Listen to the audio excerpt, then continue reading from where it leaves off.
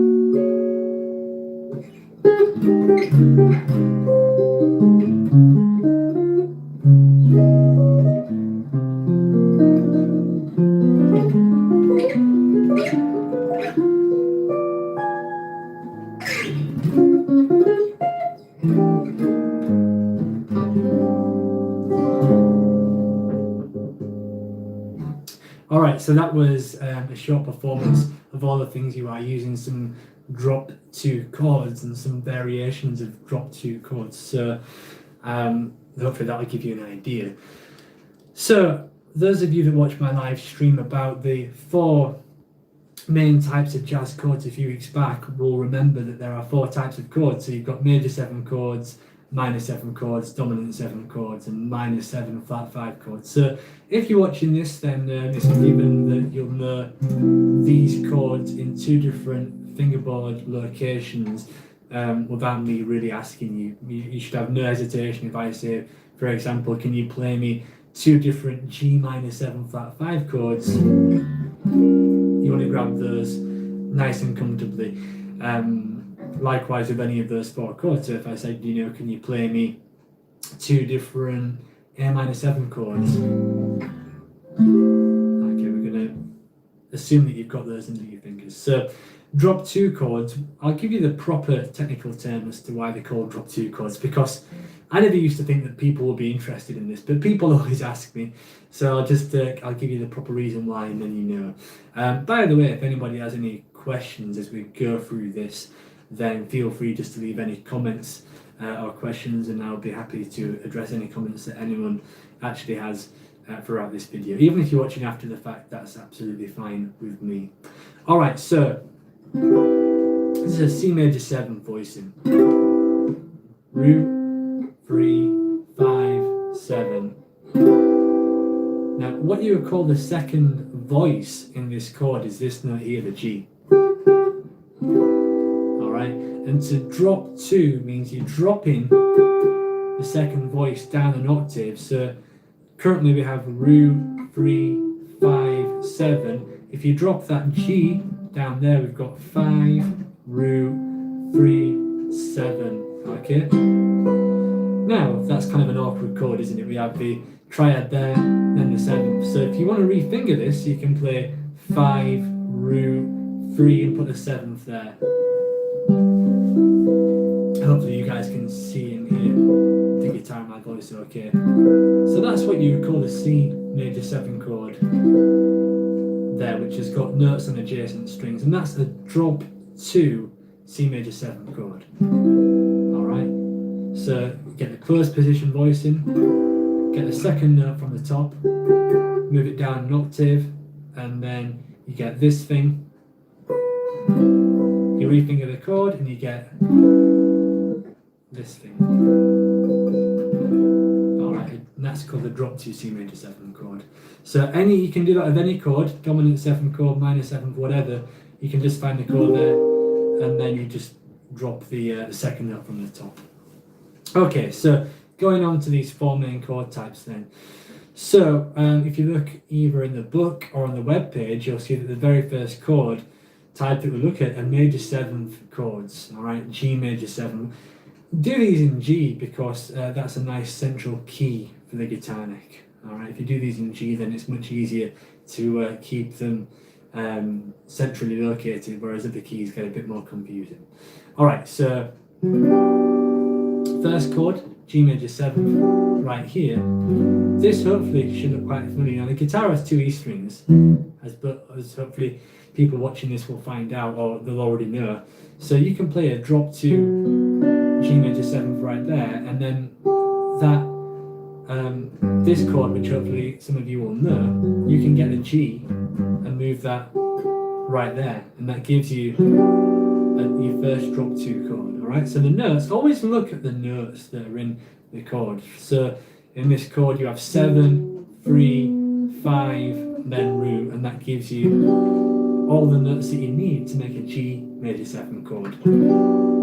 Now, as you start to create inversions with these, what you're doing is moving these up to invert the chord. Alright, so that's the first position. Now the next inversion looks like this. Okay, some people might think of this as being a root position chord, because you can see that it starts with the root right there, and you've got root, then you have the 5, 7 and 3. And if you look at that in comparison to the first chord, look at the top E string, for instance, you've got a G natural that goes to a high B.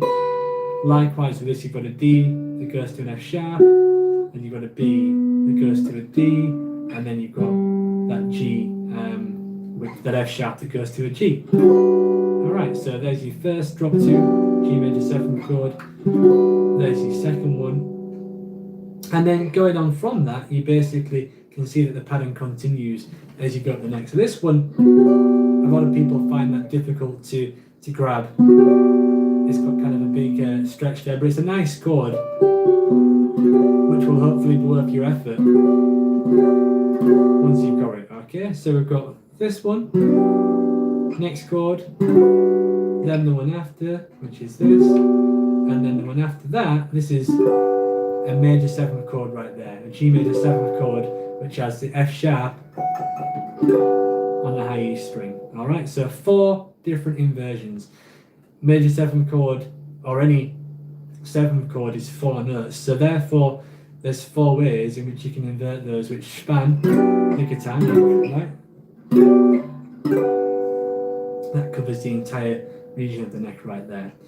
Alright, so when you first learn these, what you want to do is really just stick with one chord type. I guess this video, you can pause it and you can follow it at your own progress, but the initial stage which I recommend you get to is just being able to slowly ascend through these chords and then descend down the chords afterwards. Alright, major 7.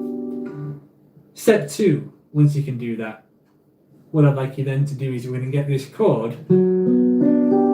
Always remember what's underneath your fingers. Alright, so if you've got 7, 3, 5, root, then you can get the 7th and drop it down so it becomes a flat 7th.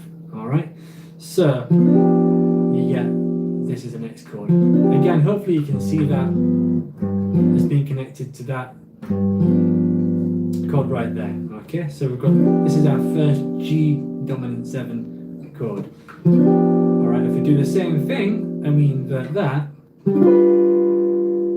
then you get this chord right here. And you know, it's always a good thing, I think, when you're working with these to try and see them to a common shape. So does anybody know, if you take this index finger, what that is? That might be a familiar chord shape to those of you that have played, you know, cowboy chords and things like that. If you move that in that position, hopefully that should look quite familiar to some of you as well. Okay, so we've got this one, this inversion of the G7, the next inversion looks like that, and then the very last inversion looks like this. So this is like the A7 chord, and of course this one here is like the D7 chord. Alright, I bet whenever you guys, if you know these chords, I bet when you're learning these you never knew that they were drop 2 chords, but indeed they are drop 2 chords, so now you know. Alright, so you've got 4 different G7s, you've got 4 major 7s.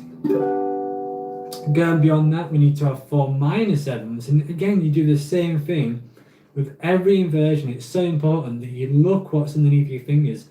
Try to use the stuff that I put online or this video as a guide or a reference, but really you want to try and either be playing with me now with your guitar, or just trying to do some of this thinking for yourself. So dominant 7, to make that into a minor 7 chord, get rid of the 3rd, and then you've got that minor 7 again.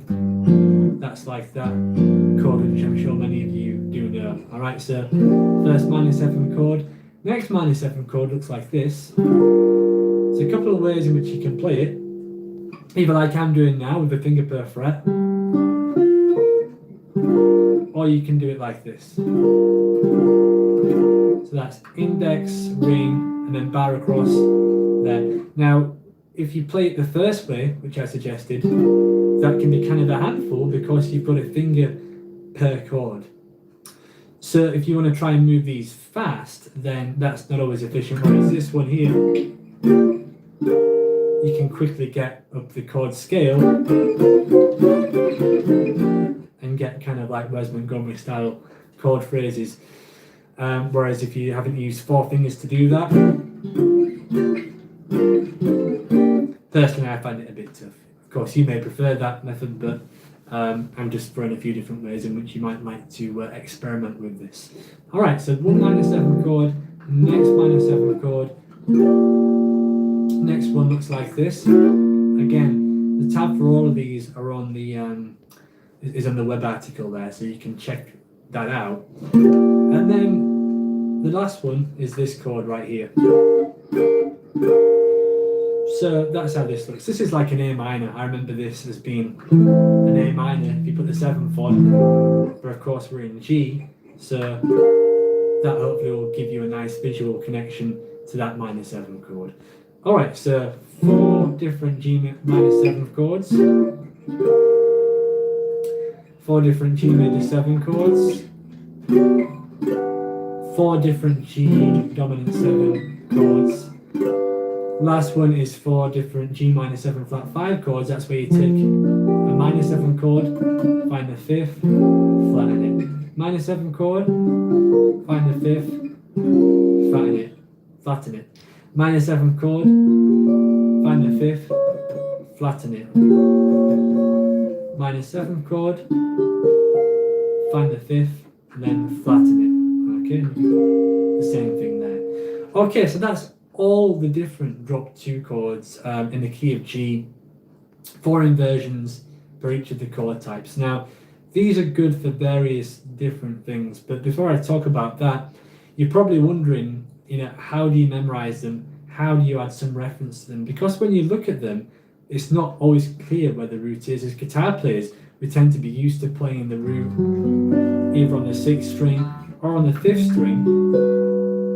So that's what we're used to, and of course getting something like that the root is on the 3rd string, so it's not exactly that obvious at first. So you can do one of 2 things here. You can actually there's 2 ways in which people tend to memorize this. So you can firstly think about where the root is in each of these chords. So you may actually want to think, when you're playing a drop 2 chord, the root is in this G major 7, for example, it's on the 1st string.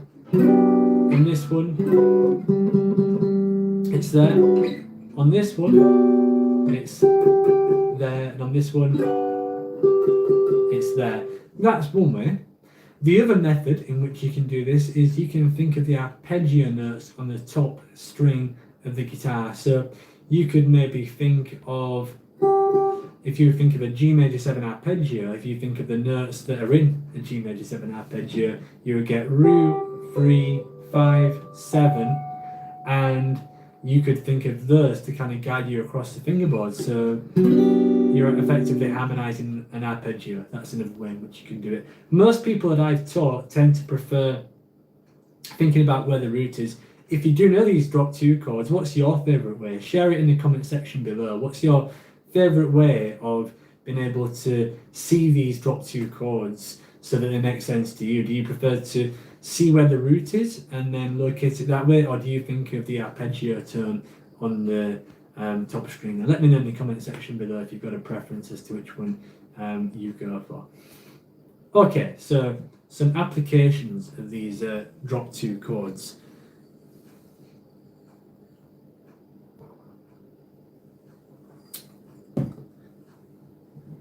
From the root, Ian likes to have a look and use the chord from the root, okay, which is again what most people like to do. And then Danielle says root as well. So root seems to be the common way in which you guys like to see these chords. So in terms of using them then with repertoire, you could do 2 things with these drop 2 chords. They're really useful for chord melodies, which is why a lot of them, Peter, you like to use the root as well, which is great.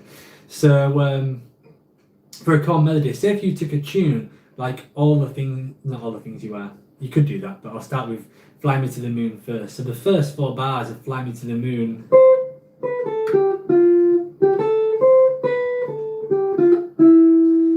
sounds like that. All right, so what you've got to do is you can get a lead sheet, or you can work out your ear, and you can think about, you've got to know the chords to this tune and the single line melody. Okay, so the single line melody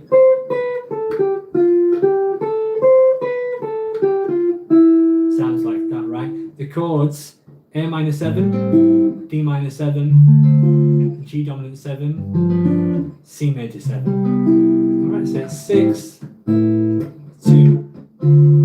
5, 1. All right, same first 4 bars as All the Things You Are.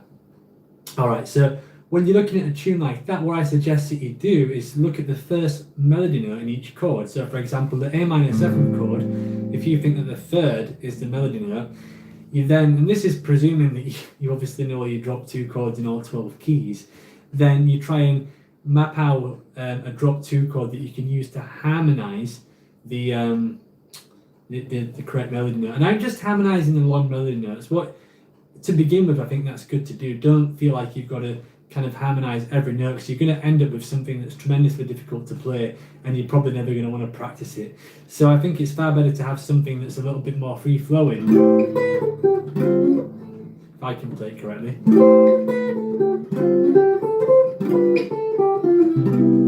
rather than something that's bogged down with chords and harmony. So that first one then, that first phrase, what I've done is A minor 7th is the first chord, so automatically I've got to know my 4 drop 2 A minor 7th inversions, and I'm thinking the melody note is C, okay, which is the minor 3rd. So you've got to look at which of these chords has that C as the melody note, which is that one, and that's going to give you the first chord there. I'm just throwing in an A bass note here just to fill out the sound a little bit. Let's give it a bigger sound. So that's what I'm doing right there. And now when we go to D minor 7, then you can use this. This is technically a drop 2 chord. I'm sure many of you know this chord. This is just a D minor 7 with a root on the 5th string. And what you can, and the reason why this is a drop 2 chord, you can play the same chord like that. We've got the root 5 7 3. You can find the same notes right here. Root 5 7 3.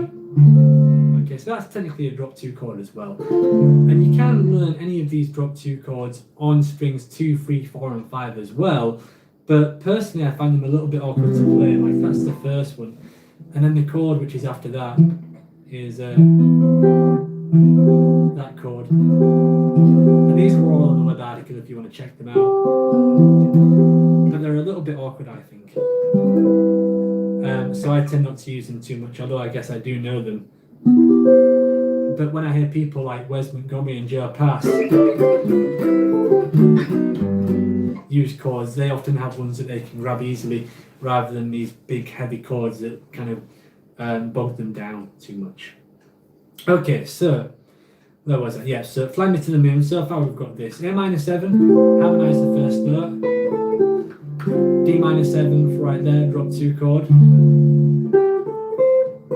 Now at this point we're on a G7 chord, so you would use that chord there. All right, so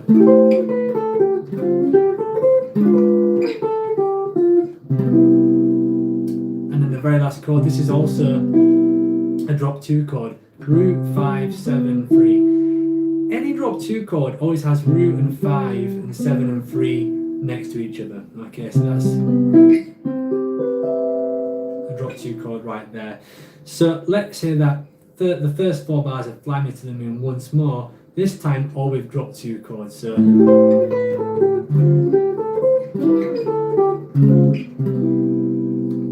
I did a bit of a substitution there towards the end, D flat major 7 to C. You can always slide into a chord from the semitone above or below. So without that substitution, you basically get and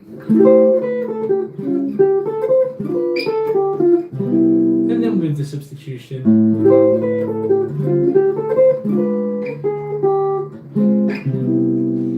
it has a nice touch, I think. So that's how you can begin to use drop 2 chords. So if you were a private student, I would say to try and go from this by looking at a chord melody and like Fly Me to the Moon, and see if you can go around the entire thing using chords to harmonize it all, because the most of that tune you can actually harmonize with drop 2 chords. So it's a great that's a great way in which you can do it. And you can do the same thing with All the Things You Are. Sorry, just excuse me for 1 second. Yeah, you can do the same thing with All the Things You Are. That actually starts with the same progression as Fly Me to the Moon, which I'll explain in just a sec.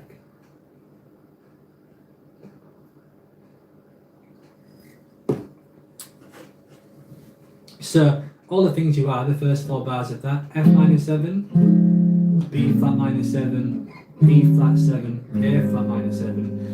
Each of those melody notes, the guide tones, are actually the third of the chord. Okay, so the first chord, F minor 7, the third is A flat, B flat minor 7, the third is D flat, E7, the third is G, and then A flat major 7, the third is C as well. Alright, so if you play the melody to All the Things You Are, just for the first 4 bars by itself, it would sound like this.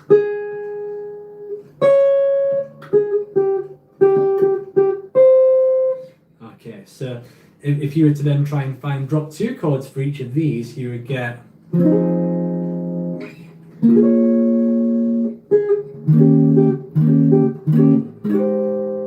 that sounds like that, you see. Okay, so that you can do that all with drop 2 chords. You could, the first chord, F minor 7, which has the third on top, you could play that, or you could play that. They're both drop 2 chords. B flat minor 7, which has the third on top, you can play that, or you could play this.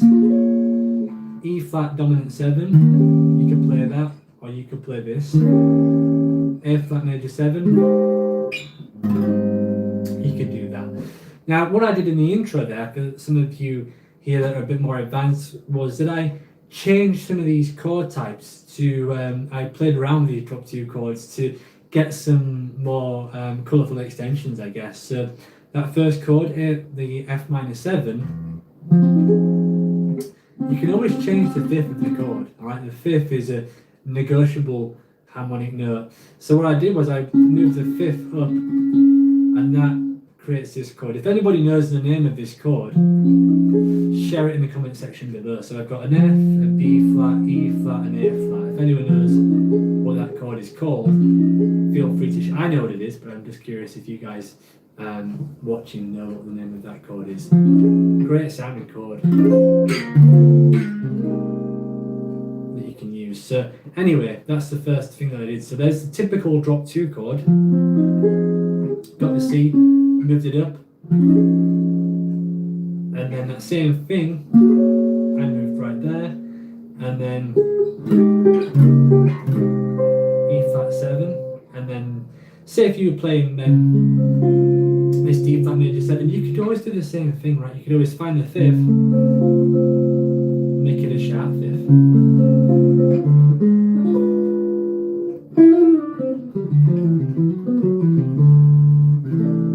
So that's one thing that you can do there as well. Okay, so I'll just play through my version of what I did. So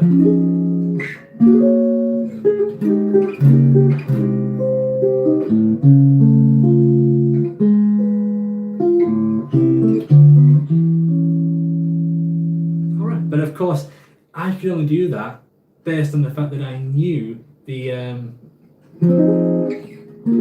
drop 2 chord arrangement first. So it's a starting point, and once you see those, you can start to then change some of the chords within them to make them a little bit more funky and a bit more interesting.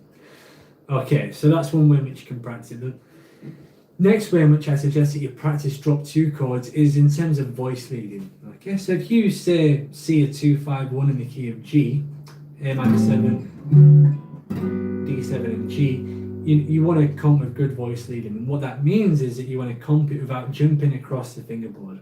All right, so if you were to comp over that, then don't do this. Don't do A minor 7, D7, G major 7. You want to have everything so that it's there and smoothly connected together. So you could do A minor 7,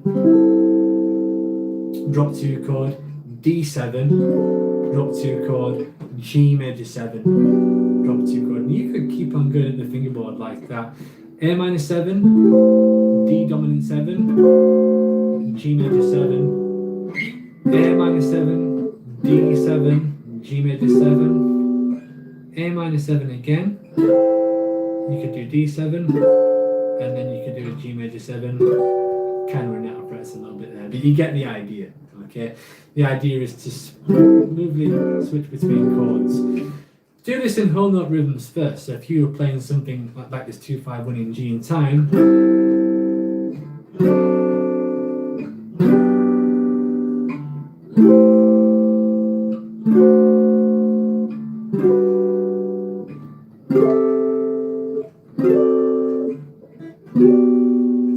you get that type of thing.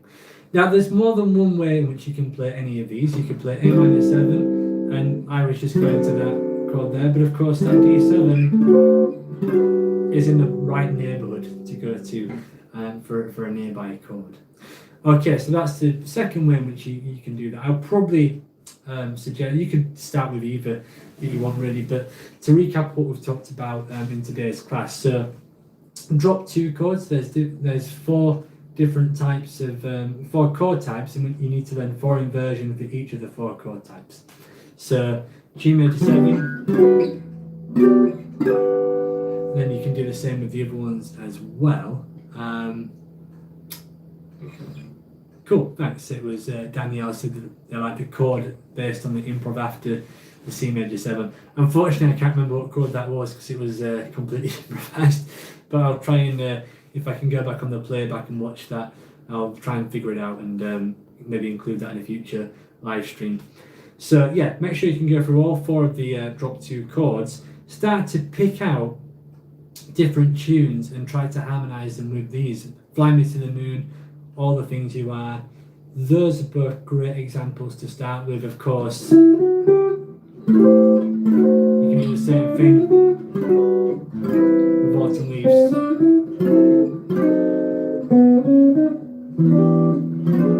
as well, and that'll work there too. Okay, so these are all good assignments to do. So going beyond that, that's when you start to do the comping. So the first thing with the comping is to be able to voice lead through each of the chords just using whole note rhythms. When you feel confident with that, you can start to try and use more rhythms there as well.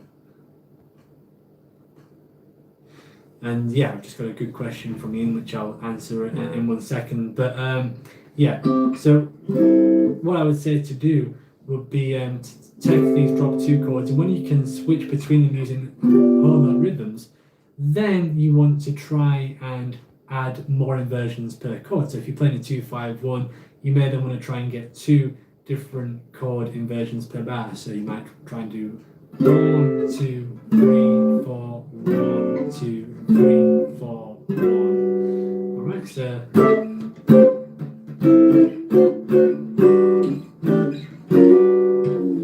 and that starts to have a bit more life rather than just using the whole notes. But you've got to start with the whole notes first. Okay, so there I was just kind of coming down A minor 7, drop 2 chords, and then I was going to some D7 chords, and then some G major 7, drop 2 chords as well. So Ian was asking how you can incorporate some other chords as well besides drop 2 chords. This is a great question, really. And so one cool other trick that I'll leave you guys with is you can play, you can combine, if you know the chords, like in our previous live stream we talked about extended chords, how you could play almost any type of jazz chord a few weeks ago. And you know, from that, just to recap, if you haven't gone and seen that, go and check it out. The name of the live stream was how to play almost any jazz chord, and that means that if you're playing something like an A minor 7, we know that from the drop 2 chords we have all the A minor 7th inversions, which have got root, flat 3, 5, flat 7 in there as well. But the extended chords means that if you've got an A minor 7, for example, you can play an A minor 11, or you could play an A minor 9 as well. So you could combine these in nice ways. You know, you could go drop to A minor 7 chord, A A minor 9th chord, there's an A minor 7th with a 3rd on top, A minor 11th, and what I've done there is I've just got the drop 2 chord and moved the C to a D, there's an 11th, and there's the 5th as well. So I've got a nice little scale fragment, right?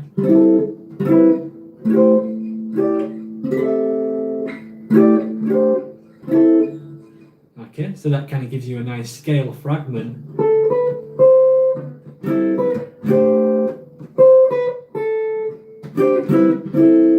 Which might be useful to do. One other cool thing to answer Ian's question as well, the dominant 7 flat 9 chord, or the diminished, is a great one to use in conjunction with some of this stuff as well. So I just played then these notes, A, B, C, D, E, and I was just using diatonic A minor 7 sounds. So I was using A minor 9, A minor 7, A minor 11, a regular A minor chord.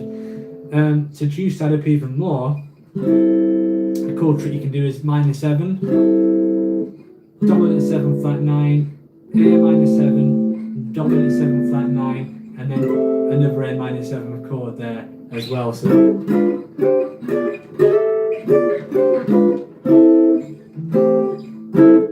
sounds pretty cool, I think, and that's one way in which you can combine them. So that might be more useful if you've got more time on A minor 7, really. So if you had maybe at least 2 bars of an A minor 7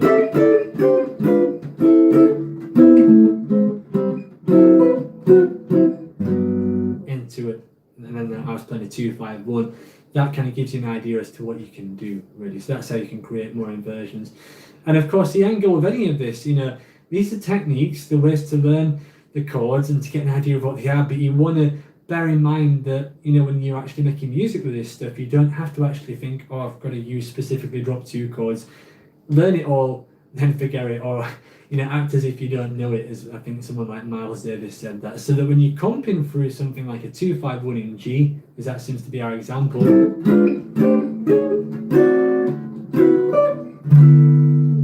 you can just start to throw in these chords together to create some chord melody phrases, really. So that's what you can do right there. As long as the phrase sounds good, and you can do that with this, you can comp in ways in which you're just keeping a real simple comping pattern. So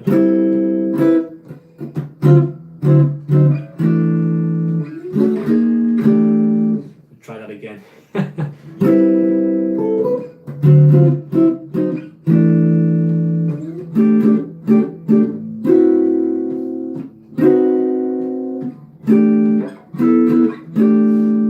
You can spice that up, and if you want to have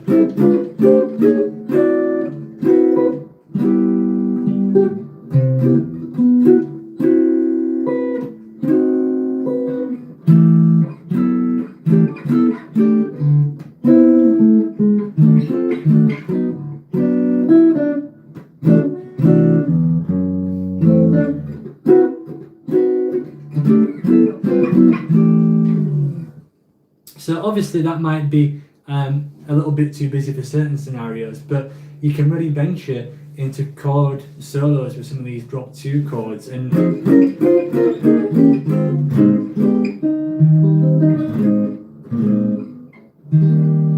get some nice sounds. So one album that I recommend checking out if you're looking to really hear about drop 2 chords in action is the incredible jazz guitar Wes Montgomery. He has this classic solo. There's one tune on there called West Coast Blues, which is Wes's original tune, kind of like a blues waltz in 3/4. And he has this iconic way of structuring his solos where he starts with a single line solo, then he goes on to octaves and then block chords. And then, sorry, I've got a question from Peter. I'm just making a mental note of these questions, which I will answer that as well. So, yeah, this solo that Wes does, it's single lines, octaves, and block chords. And these block 2 chords, you can either transcribe it yourself or you can look at a transcription online. They're all drop 2 chords and they're all diminished chords. So it's a really good way in which you can see some of these drop 2 chords being used in solo situations, especially that Wes chord solo, which I demonstrated. that kind of style, that's a great, it's a great resource to check out for that. So Peter's just asked how much of this is what you hear, really, and that's a really good question. You know, all of this, you want to try and connect your ears to these phrases and make sure that you're really hearing some of these. And of course, a future live stream that I plan on doing is to have some pre-recorded backing, and I demonstrate some different comping approaches, not really getting too specific. The last few live streams about chords have been more aimed at those new to them, so they're quite heavy in terms of the technical terms of the chord, like for example drop 2 chords, extended chords, and those beginner chords with the root and 6th and 5th string. But as we get more into these, I'm going to be looking at how you can use these in real settings. So I'm going to maybe do a loop live stream or something of that nature, in which I can demonstrate some different approaches to comping that you might find useful as well. But yeah, you've got to get the sounds of these into your head. You can't, and that just is trial and error, really. I've just got another question there. So I've just had a question, sorry I missed the name, I'm viewing this on my phone, so I apologise there, I just missed your name, but someone just asked me what I thought about Barry Harris's approach to drop 2 chords. Well, I haven't actually seen his specific instruction on drop 2 chords, but I'm a massive Barry Harris fan. In fact, all my Skype students that are watching here have probably heard me talk about him at least once before, and I've certainly used much of his teaching materials there, and that's sometimes called the minor 6 scale, which Barry Harris is often accredited with, but I don't know his specific teachings on the drop 2 chords, so I'm curious to find what they are and what that is. So thanks for letting me know, and sorry that I missed your name there. So yeah, that Wes album's a great one to check out if you want to find out how some of these drop 2 chords sound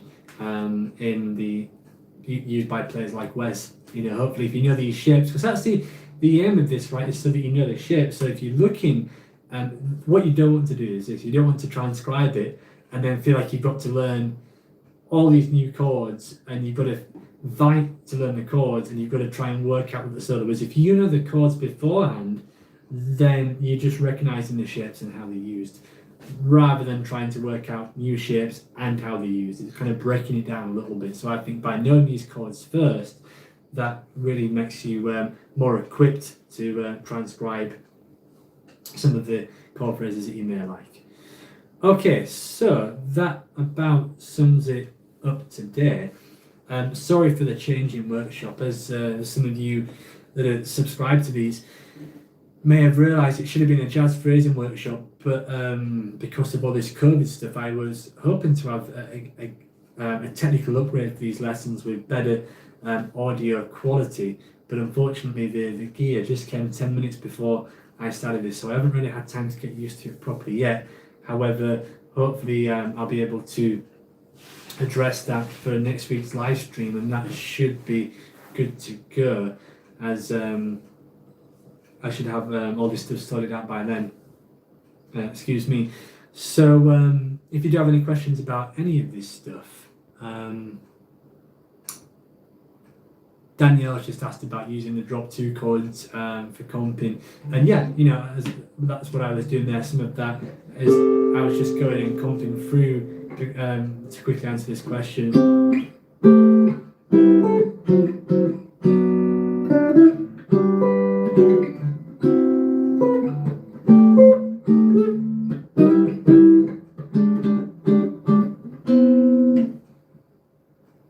Yeah, and you can use them for chord melody as well. Okay, so next week we should start properly. There should be a better setup there. Thank you all those that join in, that support the lessons. Unfortunately, I've got to plug my ebook one last time, because that's kind of how I get paid for doing this. YouTube isn't so generous. So if you do like these lessons and you want to support them, then you can check out the ebook, which should be linked to in the description. There is 40% off the off that book at the minute, and oh, cheers, Dom. Look forward to seeing you in the lesson soon. Another one of my Skype students, a lot of you guys seem to tune in to these as well, so thanks for the support, those of you that have made it. I've seen Dom and Ian there as well. So, and then thanks to Danielle as well for dropping in. But on with my plug, yeah. So if you want to support these, and the ebook is linked to below, you can get 40% off if you enter the code Jazz Guitar Deal, and that has all this stuff we're going to be talking about in PDF form, and there's MP3s as well. So that's basically what you can do to support these, or you can make a virtual donation to my tip jar for PayPal, which is, there's a link to that on my website. So if you go on the website, you should find a link to that as well. Thank you all for watching, and stay safe. Thanks for bearing with me through some of these technical glitches. If you have any questions at all, then feel free to leave them on this video, and I'll try to answer them in next week's class. I hope that you all take care and that your practice is going well, and I'll see you next Thursday at the same time. Cheers.